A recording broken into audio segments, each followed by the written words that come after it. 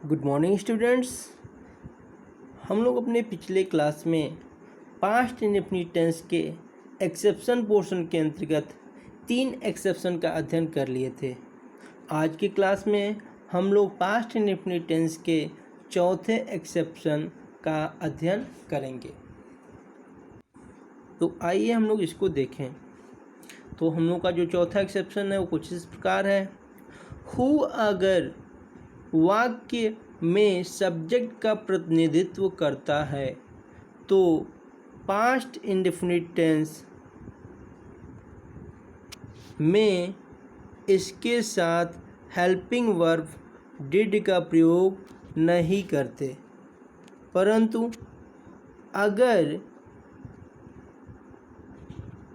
वाक्य निगेटिव का हो तो प्रयोग होता है।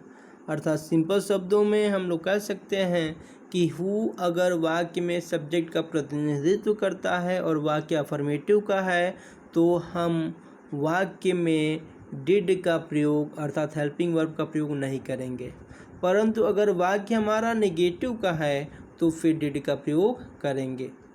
जब फिर आगे बताया गया है, जब हु के साथ हेल्पिंग वर्ब डिड का प्रयोग नहीं होता तो पास्ट इंडेफिनिट टेंस में वर्ब के सेकेंड फॉर्म का प्रयोग किया जाता है या करते हैं, और यदि डिड लगा रहता है तो वर्ब के फर्स्ट फॉर्म का प्रयोग किया जाता है। अर्थात सिंपल शब्दों में हम लोग कह सकते हैं कि जब वाक्य में हु सब्जेक्ट का प्रतिनिधित्व करता है तो हम लोग सिंपल पास्ट इंडेफिनिट टेंस के स्ट्रक्चर से वाक्य का ट्रांसलेशन करते हैं तो हो जाता है सब्जेक्ट वर्ब का सेकंड फॉर्म और ऑब्जेक्ट। अब चूंकि हु सब्जेक्ट का कार्य कर रहा है तो हु के बाद हमें मेन वर्ब का सेकंड फॉर्म प्रयोग करना रहता है।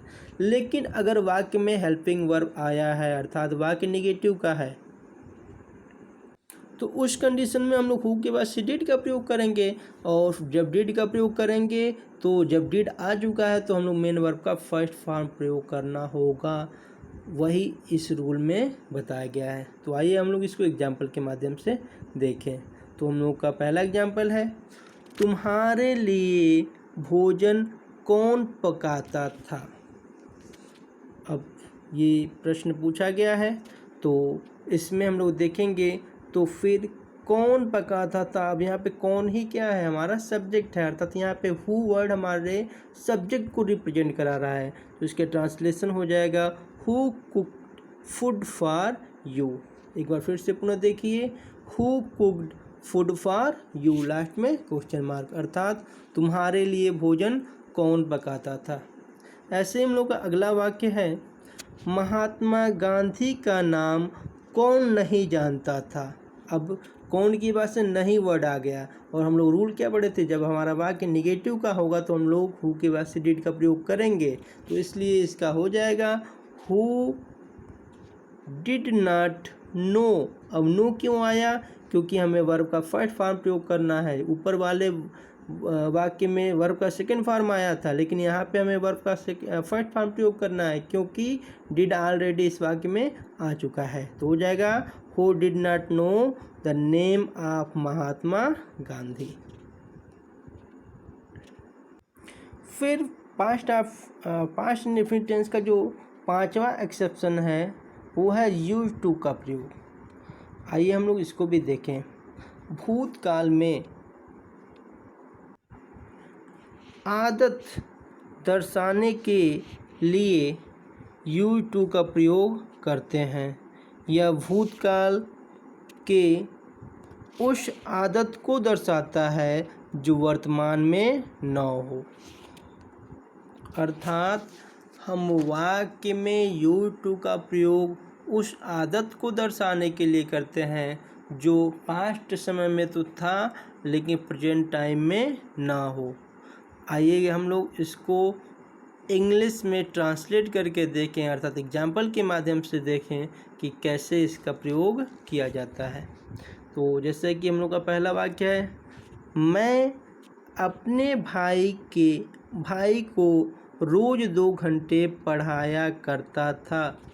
अर्थात यहाँ पे ये बताया जा रहा है कि ये मेरी पुराने समय की आदत थी कि मैं जब छोटा था तो अपने भाई को 2 घंटे पढ़ाया करता था, अर्थात वर्तमान में नहीं पढ़ाता हूँ, पहले पढ़ाया करता था। तो अब जब पहले पढ़ाया करता था अर्थात पुरानी आदत की बात किया गया है, तो हम इसको ट्रांसलेट करेंगे तो हो जाएगा I used to teach my brother daily for 2 hours. अर्थात मैं अपने भाई को रोज़ 2 घंटे पढ़ाया करता था, अर्थात ये आदत मेरे पुरानी है, वर्तमान में ये आदत नहीं है। फिर ऐसे ही हम लोग का अगला एग्जाम्पल है, मैं बचपन में क्रिकेट खेला करता था। अब यहाँ पे भी बचपन की बात किया जा रहा है, अर्थात कोई ऐसी आदत जो बचपन में था वर्तमान में नहीं, अर्थात मैं पहले क्रिकेट खेलता था, वर्तमान में क्रिकेट नहीं खेलता हूँ। अब इसको हमें जब ट्रांसलेट करना है तो हम लोग कहेंगे I used to play cricket in childhood. तो इस तरीके से हम लोगों का पास्ट इंडेफिनिट टेंस का 5वां एक्सेप्शन भी कंप्लीट हो गया। अब इसके बाद हम लोग अपने आगे आने वाले क्लास में पास्ट कंटिन्यूअस टेंस का अध्ययन करेंगे। आज के लिए धन्यवाद।